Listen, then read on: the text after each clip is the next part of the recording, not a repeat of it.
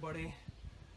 Today we're gonna do something I haven't done before, a kind of dual review, but not really a review, more of a first look. We got a Sig Sauer Tango 4 6-24x50, and then we got a Silencerco radius that we're gonna be checking out today. And that's what's next on Diamond Cutter Media.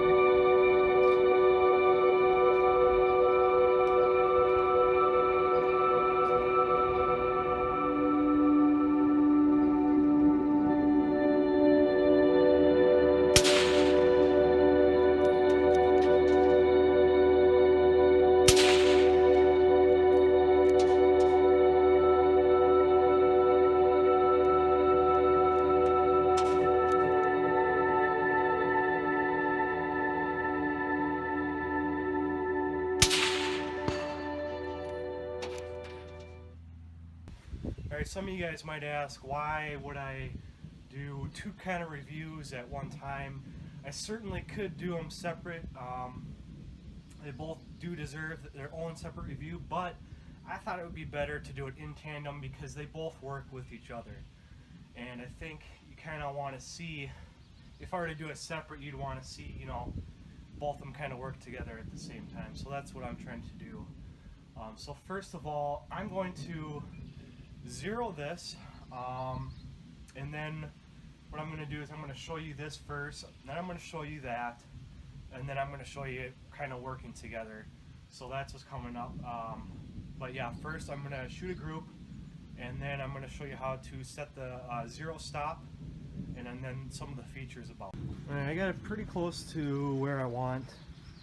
Now what I'm going to do is I'm going to show you how to use the zero stop. And so what you have to do is remove these Allen screws. There's 3 of them, and I'm going to show you that. You're going to remove that turret, and it is lightning, and I am under a tin roof. Not the safest thing in the world.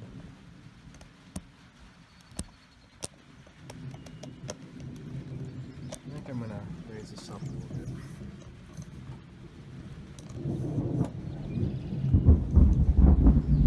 That's nice. Hopefully I don't die here today.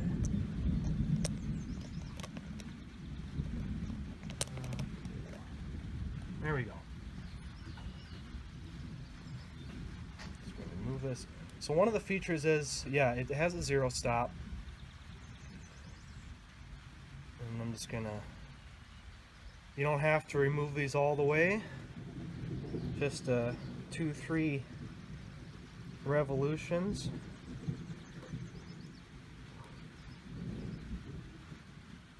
Carefully while you're unscrewing it, not to turn it. And it pops off pretty easy. Alright. And it comes with 2 Allens. And in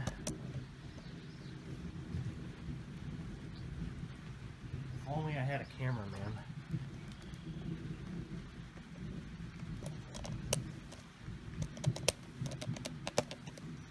Alright, you see this screw here? That's what we use to set the zero stop. And so what we're going to do is unscrew it.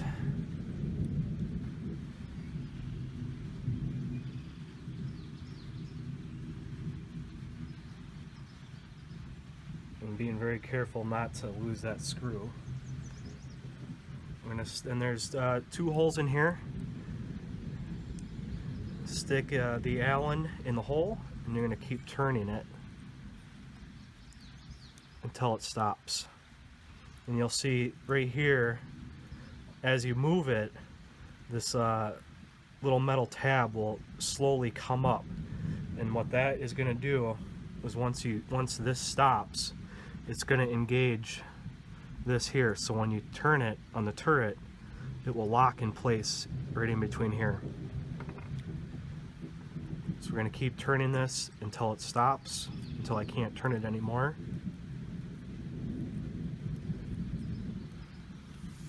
This is one of those features where you got to pay a little extra money for. You'd think that having a zero stop, when you hear that, you'd think that, oh, it can't be that complicated, but when you look in here of the mechanism, it's pretty crazy. So alright, so now it's stopping.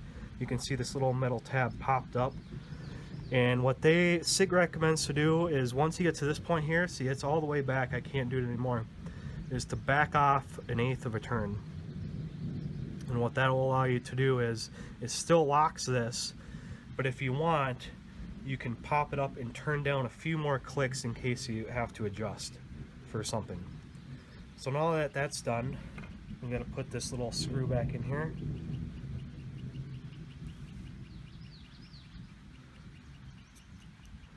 Okay.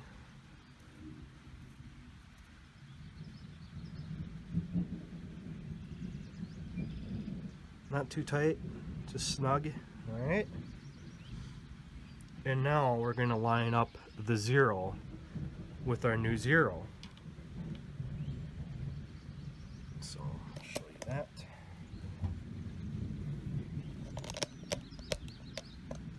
Just going to line up. Oh geez, I'm way forward.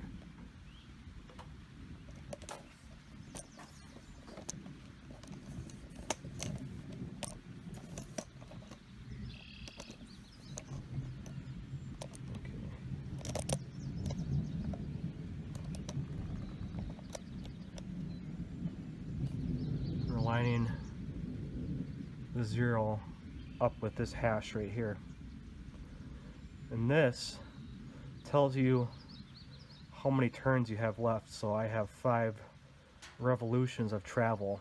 Right now it's in the middle, so I got a room for adjustment up and down. But now that I have it 0 to push it down, and it should lock in place, and we're gonna put in the screws.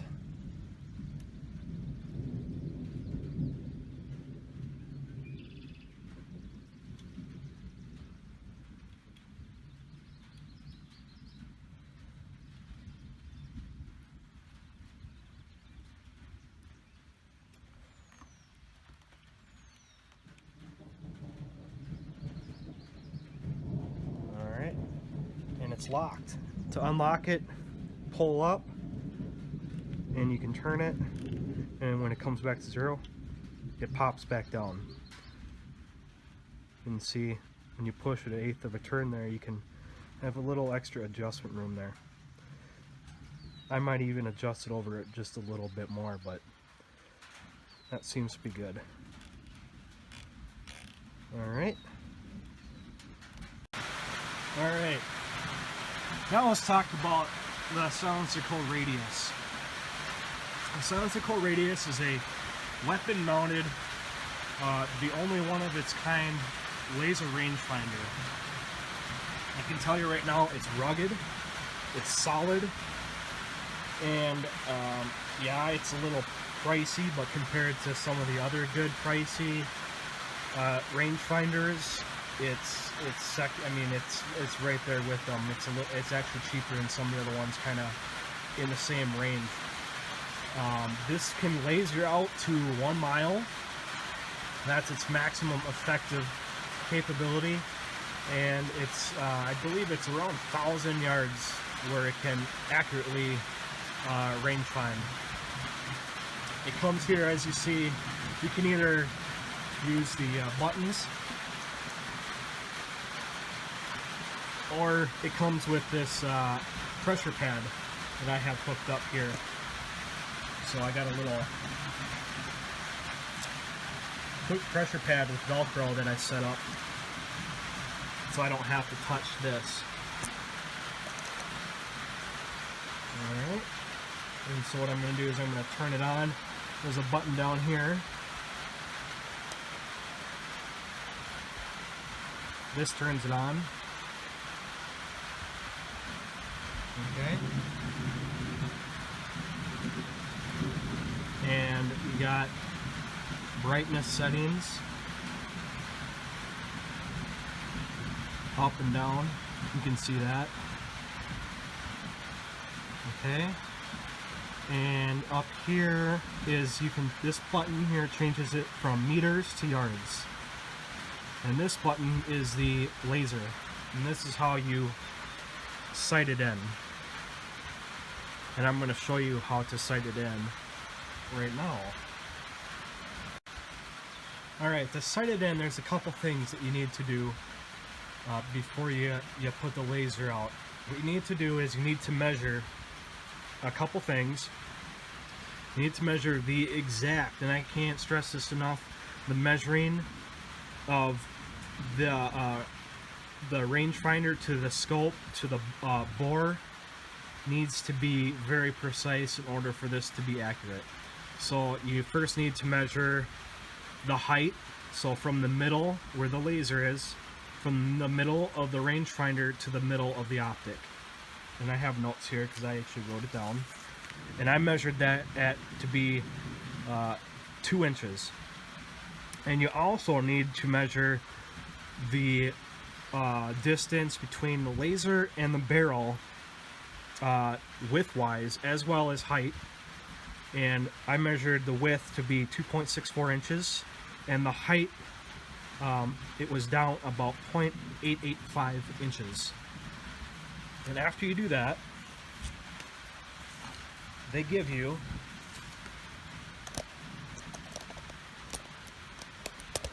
jeez, having trouble with the camera today.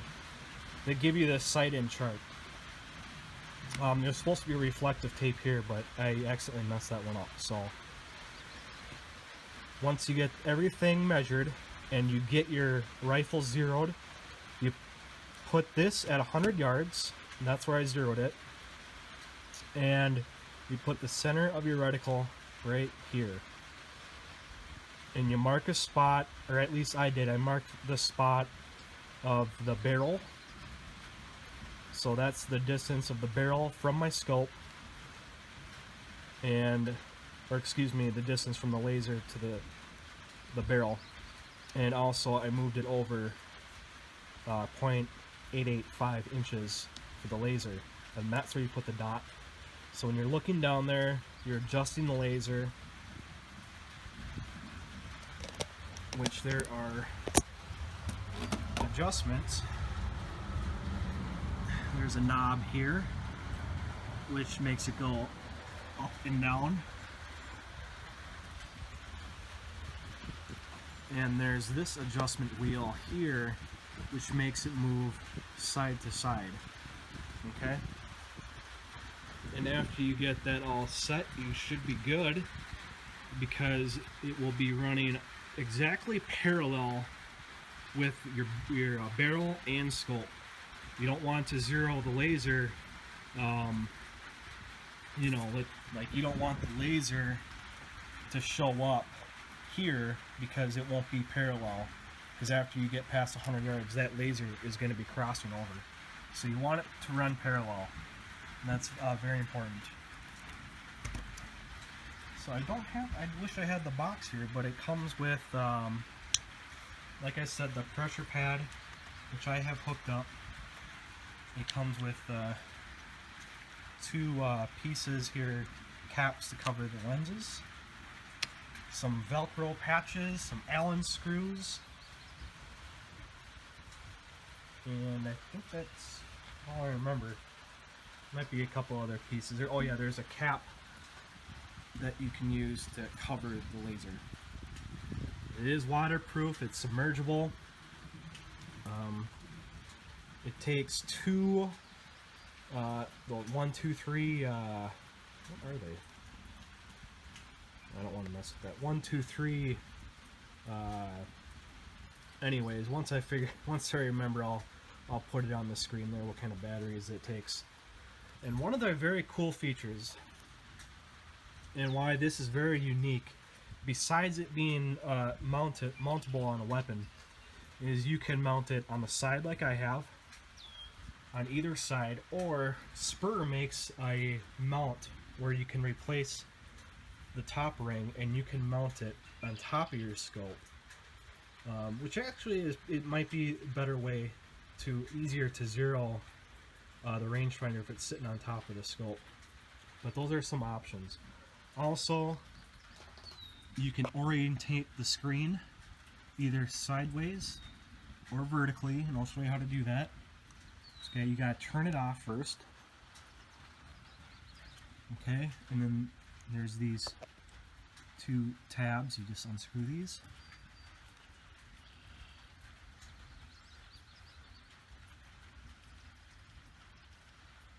And the rain's letting up now. And that's kind of what it looks like on the back side. And you can attach it that way.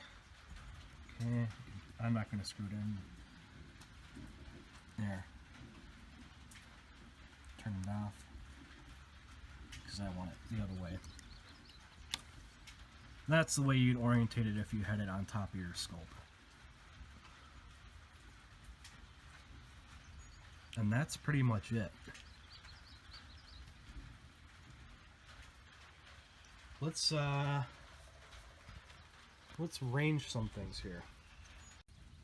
Okay, so what I'm going to be doing is, now that the rain's finally letting up, I should be able to get accurate readings. I'm going to laze some known distances to me.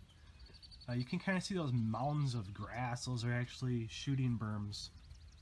One in front of me is approximately 100 yards, and thereafter each mound is 100 yards apart, up to 500. So those, I know the distance, and they should be pretty close.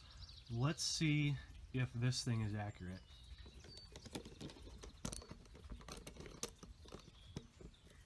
All right.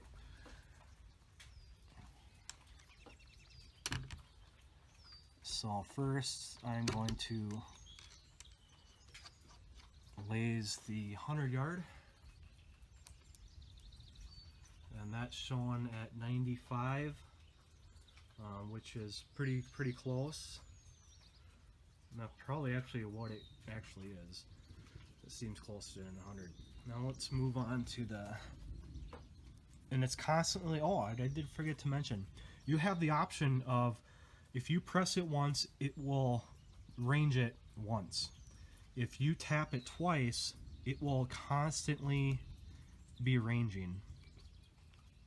You can see how the numbers keep moving.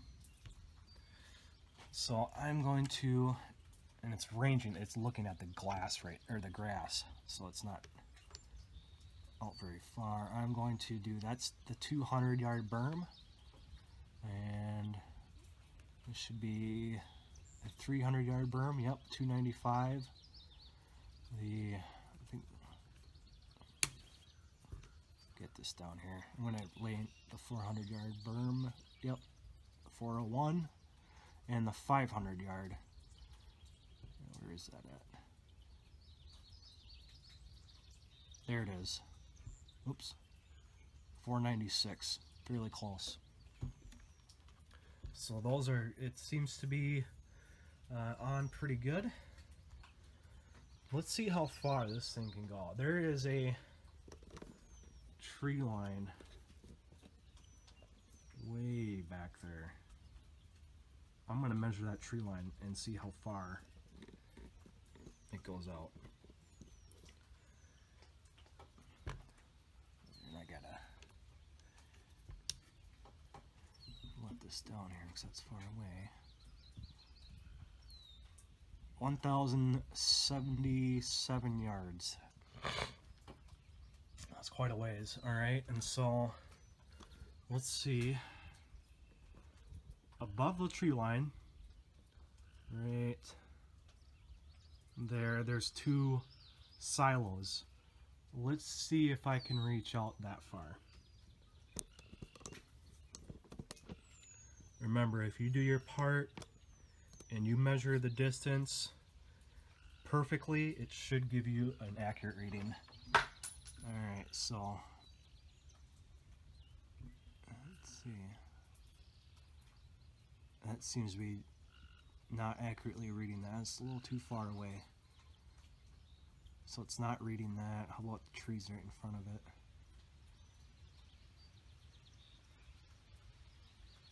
.833.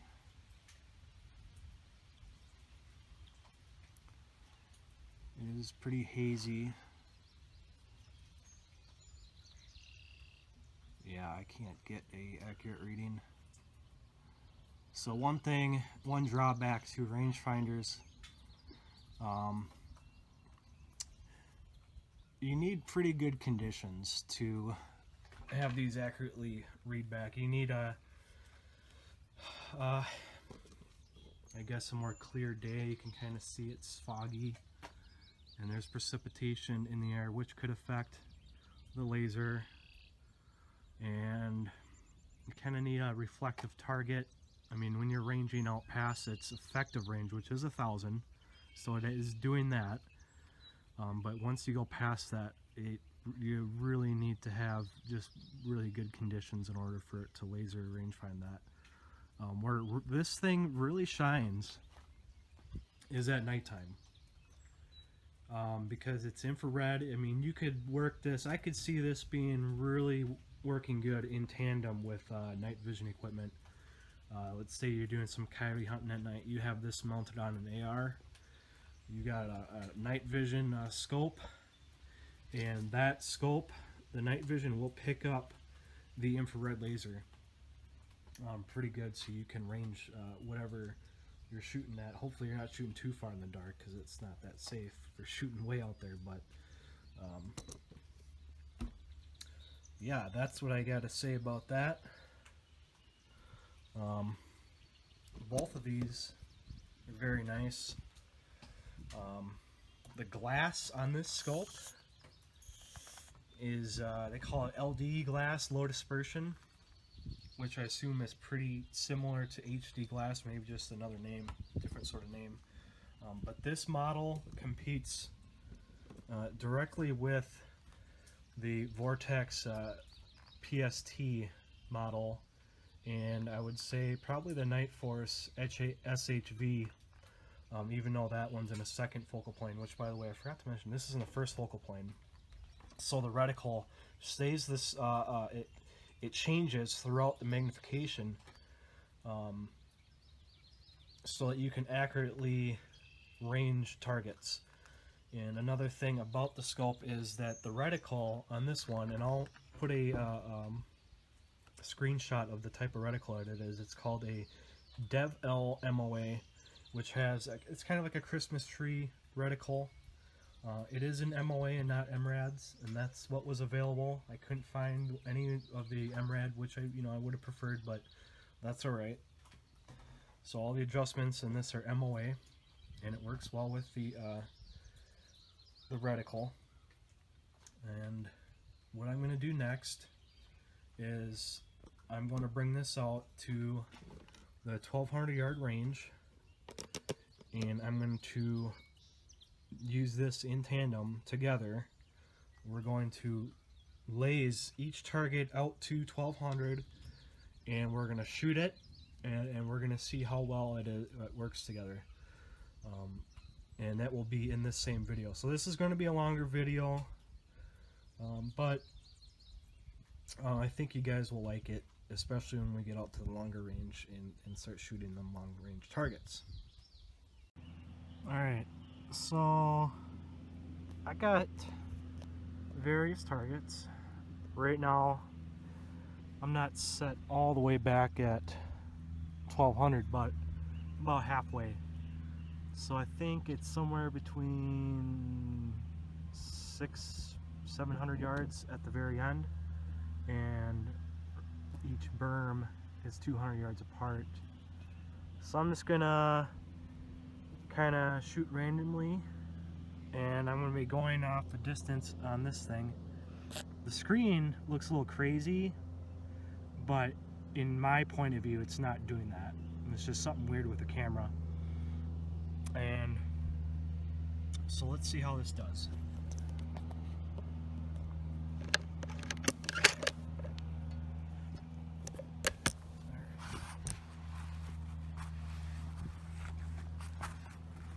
I'm going to laze the closest target, and that's coming in at 244. Okay, and then that second berm is coming in at 446. Far right berm is 375, so that's a little closer. And then the far back is 644. So I'm going to be using the drop reticle to try to hit this, and I can't remember, let's see here, for 375 I should be about 7 MOA, so let's try that.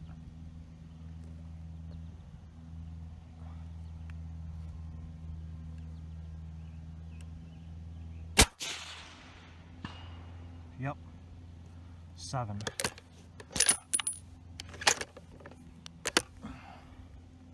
Do it one more time.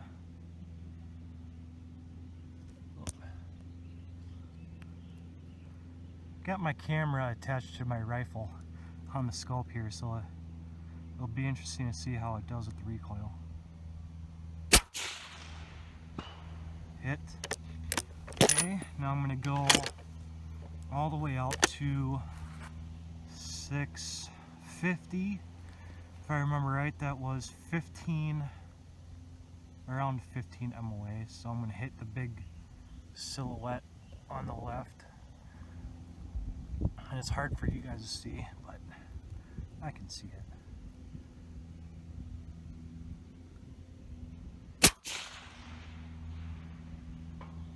Ding.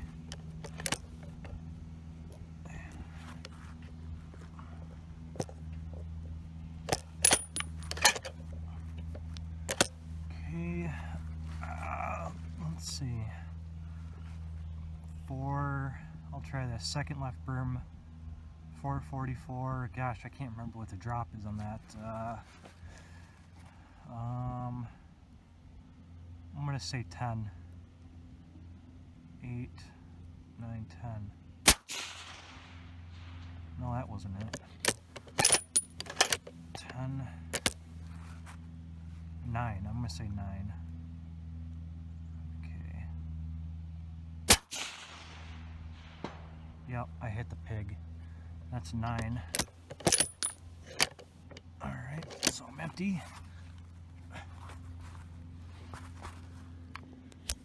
So I can say that in conjunction, it works, it takes the guesswork out of knowing the distance. Probably really good for hunting. I got ants all over me. Gosh dang it. Probably don't need to be laying to the ground. I'll pause, get these ants off me, and I'll come back. Alright, I'm back. So, I think I was saying that really where I think this radius would come in handy is for hunting. And maybe for competitions. And it seems to be, honestly, in bright daylight, it doesn't work that well past 800 yards, at least for me. But I guess that they do say that in low light hours is really when you want to use this. The scope is very nice. I should probably do a tracking test on that just to make sure, but the tracking, at least from what I've used it so far, seems very good, and it always returns to 0. And the reticle, the DevL MOA reticle seems to be spot on, because that's what I've been using. And you know what, I'm going to show you around the range here a little bit.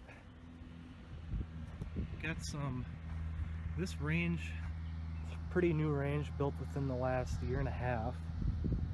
Like I said, it goes up to 1200, and they're kind of, this is only a small part of it, but they got obstacles set up everywhere for PRS 2-gun matches, 3-gun matches. They got shotgun bays over there.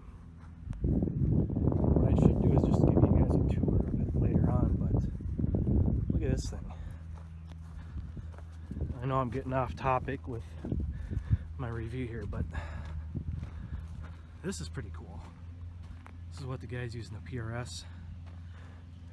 It moves, so you get up here and you have to balance out. So that's pretty cool. There's a truck, some tires, just a lot of different obstacles. So yeah,